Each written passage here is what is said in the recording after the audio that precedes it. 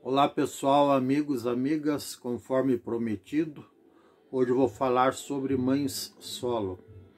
É um assunto delicado, é um assunto que inspira muito cuidado nas palavras.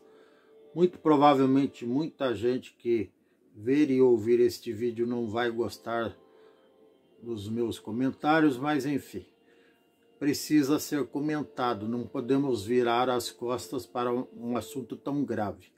Até porque no Brasil, um país com 212, 216 milhões de pessoas, tem nada menos que 11 milhões de mães solo. Antigamente se chamavam mãe solteira. Aí, como estamos numa época de ressignificar tudo, só que não, aí elas passaram a ter o nome de mãe solo. Mãe solo, para quem não sabe, são as mães solteiras, aquelas mães mulheres que engravidaram, cujos pais não assumiram, ou a própria mãe, por uma razão ou outra, resolveu esconder a gravidez do seu antigo parceiro, namorado, enfim. São várias as motivações, tanto de um lado como do outro. O fato é que essas escolhas, entre aspas, digamos assim, acaba sendo um problema social, porque a grande maioria dessas mães solos são pessoas carentes, são mulheres de baixa ou pouca ou nenhuma renda, e daí elas passam a defender, ou melhor, a depender de auxílios do governo, de auxílios de familiares, de amigos. Então é um problema social grave até. E quem sofre com tudo isso? Obviamente, além delas, os filhos. Elas porque acabam tendo que criar uma nova vida, um filho ou uma filha em condições precárias, com poucos recursos. Mas o maior prejudicado dessa história é justamente o filho ou a filha. Só que essas pessoas não pensam nas consequências. Principalmente aquelas que, como eu disse antes, elas resolvem por uma razão, por questão de orgulho ou por uma outra banalidade qualquer, resolvem esconder do pai da criança que ficou grávida dele e, por conseguinte, não buscam o auxílio, o recurso necessário. Outras porque engravidaram de homens casados ou de homens já comprometidos que não vão abrir mão desse relacionamento em função de uma gravidez. Mas mesmo assim eles deveriam ser instigados pela mãe biológica, pela grávida, a assumir sua responsabilidade enquanto pai. Só que muitas abdicam desse direito, em prejuízo próprio, mas em prejuízo maior do próprio filho ou da própria filha. E, mais uma vez, acabam tendo que recorrer ao CRAS, recorrer ao auxílio governamental, enfim. É um problema social gravíssimo que poderia ser evitado. E outros motivos que levam essas pessoas, essas mães ou seus parceiros que as engravidaram, ou ex-parceiros que as engravidaram, são ciúmes, são intolerância, são dificuldade de relacionamento. Na hora do bem bom, os dois estavam felizes e faceiros, tanto é que se descuidaram e acabaram por engravidar a mulher. Mas, na hora do bem bom também, o sujeito que a engravidou é macho a toda prova, mas na hora de assumir, muitos que sabem da gravidez e se recusam a assumi-la, não são machos, são frangos depenados. Então é isso que acontece.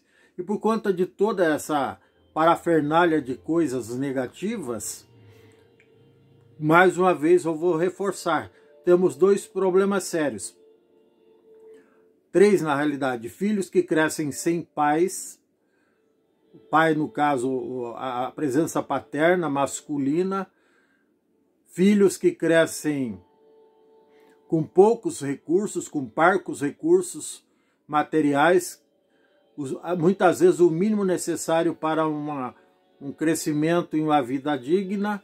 E também o terceiro motivo, mães, famílias já constituídas, mãe e filho ou filha, dependendo de auxílio governamental, onerando o Estado. Então, não é normal isso, não é natural, muito embora muita gente ache isso.